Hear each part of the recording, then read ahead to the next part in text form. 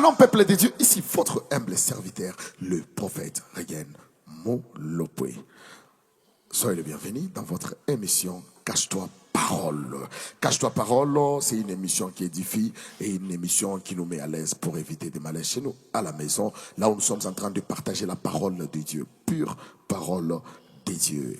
Alors, sans plus tarder, je vous donne déjà rendez-vous. Bientôt, nous allons commencer avec Talent Caché, le festival Talent Caché, et je vous demande d'accueillir des séances de vidéos, des séquences de vidéos plutôt, et ça va beaucoup vous aider à la maison avec des adorateurs de l'Éternel. Je dis merci à Kadi Madimil Kara, je dis merci à Fine Kabangu Kamikuba. Et je dis merci à l'homme de Dieu qui est derrière nos caméras. Il s'appelle Nyandoro Tomi. Que Dieu te bénisse. Alors, nous allons passer des bons moments avec l'homme de Dieu, le prophète Dieu merci Eradi. Soyez le bienvenu dans cette émission. Merci Molopwe, merci. Comment vous allez? Non, Dieu fait grâce, on est là. La semaine passée, on a passé une émission et plusieurs personnes ont réclamé. On a parlé sur l'angiologie, c'est ça? Ah oui, la visitation de l'ange.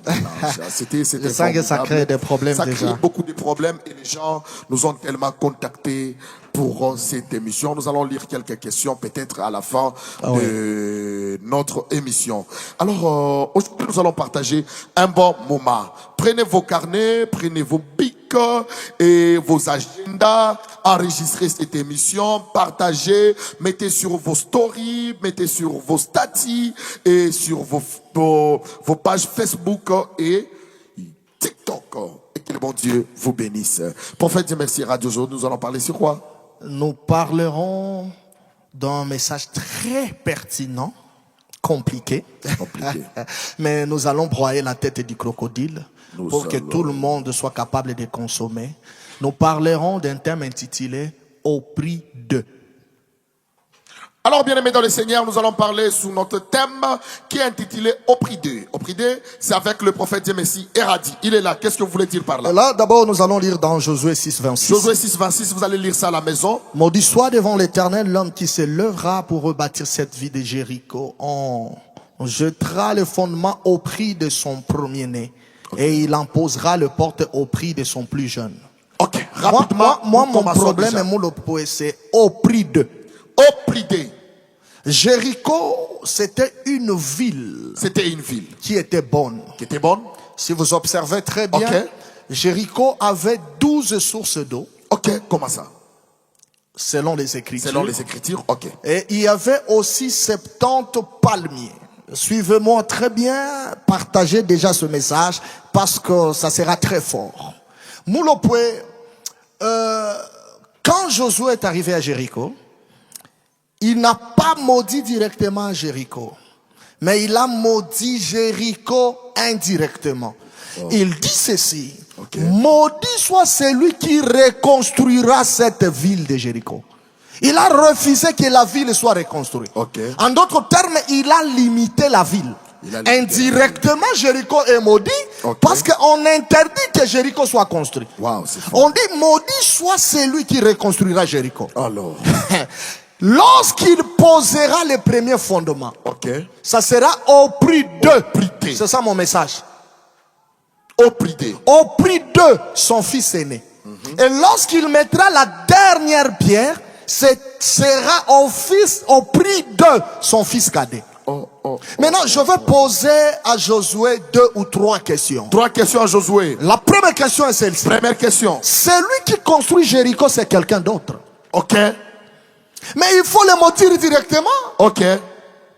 Les fils aînés et les fils cadets, qu'est-ce qu'ils t'ont fait? Au lieu de maudire celui qui reconstruira Jéricho, parce que là, il parlait au peuple d'Israël, les gens qui étaient autour de lui. Mais il saute ces gens-là.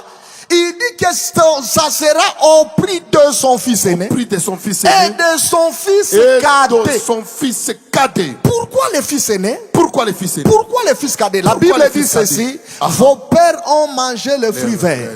Mais ce sont les dents des enfants qui sont agacées. Celui qui a mangé, c'est quelqu'un d'autre. Mais celui qui paye le prix, c'est quelqu'un d'autre. Au prix de. Au prix de. Même beaucoup de choses qui nous arrivent aujourd'hui, C'est au prix de ce que Adam et Ève avaient fait dans le jardin d'Éden. Nous, on n'était pas là quand ils ont causé avec les serpents. Mais nous sommes en train de subir des choses au prix d'eux. Et c'est là où le grand mystère de Dieu se cache. Maudit soit celui qui construira, parce qu'il le fera au prix de son fils aîné et au prix de son fils cadet. Son fils aîné innocent. Son fils cadet innocent. Mais le jugement tombe sur lui. Et celui qui a reconstruit, lui, il sera épargné. Ah, mais moi j'aime ça, c'est tellement fort. Avancez. Dans la dimension basique, le fils aîné, c'est Moïse. Et le fils cadet, c'est Jésus. Mais dans la dimension encore plus élevée, le fils aîné et le fils cadet, c'est Jésus-Christ lui-même. Parce que Jésus, c'est lui le commencement. Il est aussi la fin. L'aîné, c'est lui le commencement. Et le cadet, c'est lui la fin de la famille. Je ne sais pas si quelqu'un m'a compris. En d'autres termes, que le châtiment qui devait tomber sur lui a été dévié. Ça part sur celui qui est le fils aîné et celui qui est le fils cadet. Or, le fils aîné de Jacob, c'était Ruben Moulopoué. Ruben n'a pas été béni. Observez Genèse 49. Il est le seul, on lui dit ceci. Non, toi, monsieur, tu as un problème. Tu as souillé le lit de ton père. C'est pourquoi tu ne seras pas, tu n'auras pas. Le fils aîné a reçu la malédiction. Or, en réalité, Ruben n'a pas couché seul. Ruben couchait avec la femme de son père. Donc on devait maudire Ruben et la femme de son père. Donc le châtiment de la femme de son père était tombé sur Ruben. Ruben a accepté de prendre la condamnation de la femme. La femme a été épargnée, mais lui a été condamné à la place. Or, le fils aîné, c'est aussi l'image de la terre. La terre, c'est l'aîné d'Adam. La terre a existé avant Adam. Adam a commis le péché. Au lieu que Dieu frappe Adam directement, mais Adam est épargné. La Bible dit que Dieu a attaqué la terre. À cause de toi, Adam, la terre sera maudite. La terre, comme le fils aîné, reçoit la malédiction. Or, le fils aîné de Dieu, c'est Jésus-Christ de Nazareth. C'est lui le premier né d'entre les morts. Il a pris tes péchés. Il a pris mes péchés. Il a pris les péchés de celui qui partage. Et il a reçu cette condamnation au prix d'eux. Et nous, on a été épargnés. Mais je vais aller plus loin. Pourquoi Josué n'a pas maudit les gens qui étaient devant lui? Pourquoi? Il ne les avait pas maudits, tu sais pourquoi? Parce que la première génération de Moïse était morte dans le désert. Maintenant, la deuxième génération de Josué était bénie. Josué ne pouvait pas maudire celui que Dieu a déjà béni. C'est pourquoi il a pris la malédiction, il a dévié. Il dit que celui qui reconstruira ne sera pas maudit. Mais celui qui sera maudit, c'est son premier fils. Parce que le premier fils n'était pas dans l'alliance de la bénédiction. Moulopé ne m'a pas compris. Est-ce que tu sais, Moulopé, qu'il y a des alliances qui nous protègent des malédictions? Comment ça? Non, je vais aller plus loin. Avance. Allons lentement. Ça, c'est pas pour les petits enfants. Ça, c'est très fort. Écoutez comment cette illustration va nous amener dans la hauteur. Moulopé, observez très bien les Écritures. Dieu dit à Adam, ça c'est fort. Le jour que tu mangeras, tu mourras. Mais quand nous regardons bien, Adam n'était pas mort le même jour. Arrêtons des révélations. Adam était mort spirituellement. Patati patata. Le prophète Dieu merci aussi vient. Il te dit il était mort le même jour, mais vers le soir, parce qu'un jour chez Dieu c'est mis là. Arrêtons d'abord toutes ces choses. Adam n'était pas mort le même jour. Parce que Dieu ne parlait pas seulement de la mort spirituelle, il parlait de la mort physique. Ne compliquons pas les choses. Donc, si Adam mange comme ça, c'est-à-dire Adam doit mourir à l'instant. Mais pourquoi Adam ne meurt pas à l'instant? Moulopo, écoute-moi très bien. Adam ne meurt pas à l'instant. Parce que il y avait déjà une bénédiction qui avait précédé Adam. Comment ça? L'Éternel a dit à Adam, allez, remplissez la terre. Et multipliez-vous. Maintenant, Adam mange avant de remplir la terre.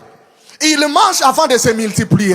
Donc, si Dieu allait le tuer à l'instant, la parole que Dieu avait annoncée sur Adam n'allait pas s'accomplir et le monde n'allait pas exister. Non, c'est fort ça.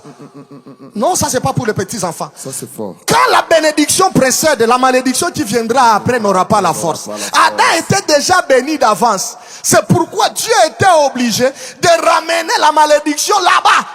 Il n'était pas mort le même jour, afin que la parole de Dieu d'abord s'accomplisse. Oh my God. La Bible dit que Dieu respecte sa parole plus que son nom. Il est même derrière sa parole pour l'accomplir. Il a déjà dit à Adam, multipliez-vous, remplissez la terre, mais Adam mange. Alors s'il meurt, Dieu devient un menteur. Or, il n'est pas un homme pour mentir, ni un fils de l'homme pour se repentir. Donc Dieu va dévier. Il va ajouter le nombre de jours à Adam, jusqu'à ce que Adam aura 930 ans, afin que la parole de la multiplication s'accomplisse pendant les 930 ans, et que Dieu se fasse honorer sur ce qu'il a promis. Il y a quelqu'un qui m'avait posé une question. Il a dit, mais prophète, Dieu merci, tu te crois beaucoup. Dis-nous, on dit que Adam avait 930 ans. Les 930 ans d'Adam, c'était par rapport à quand? Parce que nous savons que Adam était né papa. Il avait déjà la barbe. Et beaucoup de gens se posent la même question. Même les prédicateurs. Et ils n'ont pas la réponse. Mais par la grâce de Dieu, nous apportons la lumière. De la même manière que tu partages ce message, ça m'active à te donner la lumière. Comment Adam avait 930 ans alors qu'il n'était pas né bébé? Il était déjà papa, la barbe. La grande foi. Mais 930, c'était par rapport à temps. Par rapport à quoi? C'était par rapport à ceci. Adam, avant la chute, il était comme un Dieu. Parce que Dieu l'a créé à son image. Il vivait comme dans l'éternité. Or, dans l'éternité, il n'y avait pas le temps. On ne pouvait pas calculer l'âge d'Adam. Quand il a chuté, c'est alors que l'horloge a commencé à fonctionner. Donc, les 930 ans d'Adam, c'était par rapport à la chute. Alors ça, c'est pas pour les petits enfants. Non, ça, c'est pour les grands esprits. C'est-à-dire, la malédiction devait veiller. Tu me donnes un amen, j'appelle quelqu'un. Est-ce que je peux l'appeler? Il peut venir. Celui que j'appelle rapidement, c'est Noé. Noé vient. Noé aussi me dit, mais prophète, tu parles bien. C'est tellement fort. Ouais. Moi aussi, mon fils Cham a vu ma nudité. Et celui qui devait être maudit, c'était Cham directement. Mais chose qui détruit le cœur de Noé, au lieu de maudire Cham, il dit que à cause de ce que tu as fait, ton fils Cana sera maudit à ta place. Au prix de ce que tu as fait, il sera maudit à ta place. Cham, c'est toi qui dois être maudit. Ce n'est pas Cana. Mais comment Cana est maudit à ta place? Alors que celui qui a posé l'action, c'est Cham. C'est parce que lorsqu'ils étaient dans l'arche, Dieu avait maudit, avait béni Noé et ses enfants. Noé et ses enfants étaient déjà bénis. Maintenant, malgré l'erreur du fils de Noé, la malédiction ne pouvait pas tomber sur lui, parce que la bénédiction l'avait déjà précédé. Les bébés ne peuvent pas me comprendre. Il a fallu échapper celui qui était déjà béni et attaquer celui qui n'était pas dans l'alliance de la bénédiction. J'aimerais dire à quelqu'un, celui qui te maudit, il te maudit en retard. Celui qui te condamne, il te condamne en retard. Tu me donnes un amen et j'appelle Balaam. Balaam se lève au sommet d'une montagne. Balak lui demande de maudire Israël. Mais lorsqu'il arrive là-bas, il y avait déjà une bénédiction qui avait précédé la malédiction de Balaam. L'Éternel dira à Balaam, comment veux-tu maudire celui que j'ai béni? J'aimerais dire à quelqu'un, tu n'es pas maudit. Tu es déjà béni. Cette malédiction ne te touchera pas. De la même manière que tu partages ce message, la condamnation ne te touchera pas. Cette maladie ne te tuera pas. Cette humiliation ne te frappera pas. La bénédiction avait déjà précédé la malédiction. Tu seras épargné au prix de... Que le Seigneur bénisse sa parole. Que le Seigneur bénisse la parole de l'Éternel. Alors nous disons merci à Kaniel Kadi Kadima. Merci beaucoup à Finé. Prophète Dieu, merci. Radi, des questions à vous poser. Je suis là. Ne me pose pas tes choses-là, des inspirations et des écritures. Ça, je ne veux pas. Des questions à vous poser. Ça, je ne veux pas. Première question. On m'a posé ça. On m'a dit de vous poser la question par l'homme de Dieu, le prophète Gédéon Kilouba. Il a dit ceci. Quand est-ce que la femme ou l'homme doit coucher avec sa femme? C'est après la bénédiction de l'église ou les mariages, on appelle ça mariage religieux, ou bien c'est quand il donne la dot, il peut coucher avec sa femme. Molopwe, ça, ce sont des questions sensibles qui demandent pas seulement la connaissance biblique, mais ça demande aussi l'expérience des anciens. Dans quel sens? Si je me limite dans la dimension de la parole de Dieu, Molopwe, tu vas constater une chose, que le mariage d'abord selon la Bible c'était quoi? C'est quoi? Ça c'est la première des choses. Le mariage dans la Bible c'est quoi? Était considéré lorsque l'homme dote sa femme. Lorsque la famille de l'homme et la famille de la femme sont d'accord. N'est-ce pas? Ça c'est maintenant on le permet de vivre ensemble, d'avoir des enfants. Donc ça s'est limité à la dimension familiale. Bibliquement parlant. Mais le monde évolue. L'expérience aussi évolue. C'est pourquoi tu verras quelqu'un qui te dit limitons-nous à la Bible. Au temps de la Bible, il n'y avait pas TikTok. Le Saint-Esprit n'est pas seulement l'esprit de la puissance, il est aussi l'esprit de l'intelligence. Bibliquement maintenant, oui, c'est la puissance, mais il faut ajouter aussi la connaissance. La Bible dit ajoutez aussi la connaissance, l'expérience, l'actualité. Quand les jours maintenant évoluent, l'État a instauré aussi un système. Quand l'État instaure un système, c'est à cause de problèmes de gauche et de droite. Ce n'est pas maintenant les deux familles. Il y a des choses qui dépassaient le niveau des deux familles. Nous parlons du mariage religieux. Oui, j'arrive. Pas le mariage. Et Moïse, parce que c'est Moïse qui instaure le divorce. Moïse n'était pas seulement sacrificateur, il était aussi roi. Il jouait le rôle de l'État. Il était aussi juge. Il tranchait les problèmes du peuple. Parce que c'est lui qui avait écrit la loi. Donc nous quittons la dimension de la famille. Nous entrons dans la dimension de quoi? De l'État. Ça c'est une deuxième dimension du mariage. Maintenant ce qui est compliqué c'est quoi? Ne cherchez pas l'État après les dégâts. Au temps de Moïse, on allait vers l'État pour divorcer. Mais pour le mariage, ça s'est limité seulement à la dot de la famille. Je ne sais pas si tu me captes très bien. Après le problème, c'est alors maintenant qu'il cherche l'État. Mais pour nous aujourd'hui, ça commence d'abord à l'État. Parce que l'État ne reçoit que ceux-là qui ont commencé chez lui. C'est là où il y a maintenant les problèmes. Et la troisième maintenant dimension du mariage, c'est là où tu veux que je te réponde. C'est ça. Dans la Bible, il n'y a pas un culte du mariage où on invite des gens, les gens se mettent à genoux devant toi. Non, ce sont des organisations administratives qui ne sont pas aussi mauvaises pour établir de l'ordre. Mais il y a quelqu'un qui peut doter, on le bénit chez lui au salon, il peut vivre avec sa femme. Donc, pour vivre avec ta femme, il faut avoir seulement la bénédiction de l'église. Il faut avoir 3 bénédictions. Non, prophète. Il faut avoir la bénédiction de la famille. Il faut avoir la bénédiction de l'État. Et il faut avoir aussi la bénédiction de Dieu. Donc, parce que Dieu a ses représentants. Non, prophète. Donc, l'État, c'est obligatoire. Pour le moment, c'est obligatoire. Parce qu'il y a beaucoup de problèmes. L'église, c'est obligatoire aussi. Oui, parce que tu as honoré l'État. Tu as honoré la famille, il faut aussi honorer les créateurs des choses. On ne peut pas appeler un serviteur de Dieu, il prie seulement, il dit je vous bénis. Il faut quand vous l'appelez, c'est ça honorer Dieu. C'est pourquoi je t'ai dit, tu peux même le faire au salon, ça dépend. Quelqu'un d'autre peut vouloir le faire devant tout le monde, c'est beau. Si quelqu'un refuse de le faire au salon ou devant tout le monde, lui il donne la dot, il prend sa femme, il part. Ta chemise est dans la Bible. Non, prophète. Ton micro est dans la Bible, c'est l'intelligence. Dans la Bible, on se fait porter des bagues. Prophète, écoute la question. Même ceux-là qui contredisent, ils ont des bagues. Daddy, écoute la question. Écoute la question. La question est simple. La réponse aussi est simple. Daniel, il donne la dot.